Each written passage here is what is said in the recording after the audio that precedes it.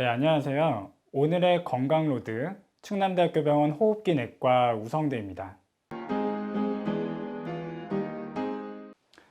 알레르기 비염은 우리나라 국민 3명 중 1명이 가지고 있을 정도로 매우 높은 유병률을 보이고 있고, 특히 봄, 가을이 되면 꽃가루, 미세먼지 등 다양한 원인 물질이 코 점막을 자극해서 생기는 염증성 질환입니다.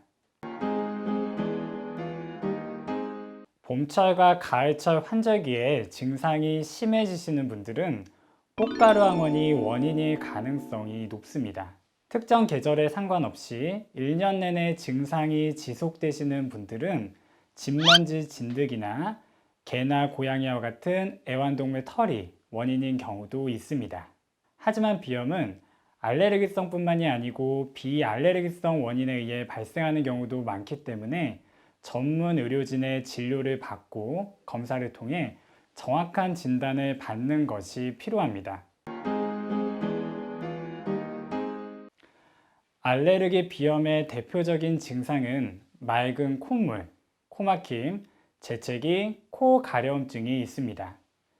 비염이 심하신 분들은 코가 막혀서 숨쉬기 힘들고 계속 흐르는 콧물과 두통 때문에 많은 괴로움을 겪기도 합니다. 특히 청소년기에 발생하는 알레르기성 비염은 계속 흐르는 콧물과 심한 코막힘으로 집중력 저하를 일으키기도 합니다.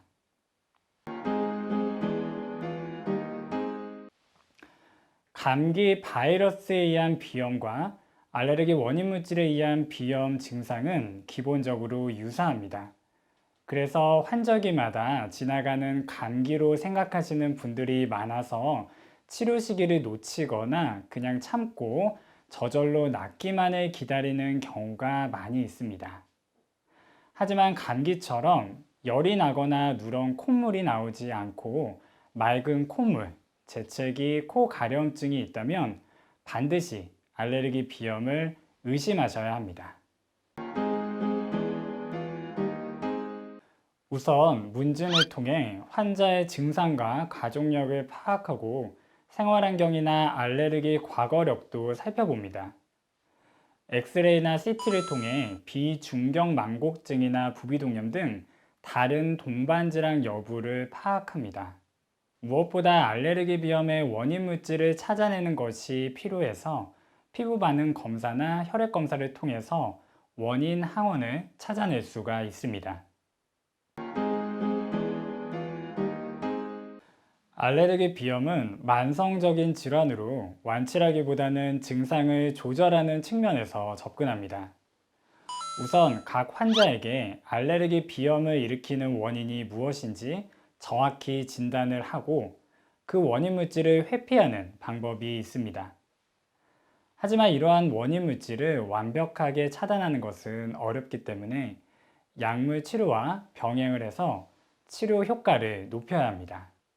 알레르기 비염의 약물 치료에는 크게 2가지가 있습니다. 첫 번째는 경구약이고 두 번째는 코에 약물을 분무하는 비강 스테로이드제가 있습니다. 경구약은 항히스타민제를 사용하게 되는데 콧물이나 가려움증에 효과가 좋고 이 비강 스테로이드제는 코 막힘에 효과가 좋습니다. 약물 치료에도 불구하고 증상이 지속되는 경우에는 알레르겐 면역 치료 방법을 고려할 수가 있습니다. 알레르기성 비염의 원인 항원, 예를 들면 진먼지 진드기나 꽃가루, 개나 고양이 털이 원인일 경우에는 그 항원을 체내에 지속적으로 투여를 해서 우리 몸에 그 알러젠에 대한 항체가 생성이 되도록 하는 것입니다. 그러면 원인 알러젠에 대한 면역학적 저항성이 올라가게 됨으로써 이 원인 물질에 노출되더라도 증상이 완화되는 효과를 얻을 수가 있습니다. 알레르기 비염을 적절히 치료하지 않고 방치하는 경우에는 소위 축농증이라고 부르는 만성 부비동염이 생기는 경우가 적지 않습니다. 또한 비염을 적절히 관리하지 않으면 이것이 천식으로 이어지는 경우도 있습니다. 즉, 코에 있었던 알레르기 염증이 기관지 염증으로 파급되면서 천식이 발생하거나 악화될 수가 있는 겁니다. 따라서 알레르기 비염을 방치하지 마시고 원인 물질을 파악하고 철저히 관리하는 예방 습관과 함께 이 약물 치료를 병행하는 것이 도움이 됩니다. 비염은 잘 치료가 되지 않고 완치가 되지 않는다는 인식 때문에 그냥 방치하고 계시는 경우가 대부분입니다. 하지만 증상을 완화시키고 합병증을 예방하기 위해서는 적절한 관리와 꾸준한 치료가 필요합니다.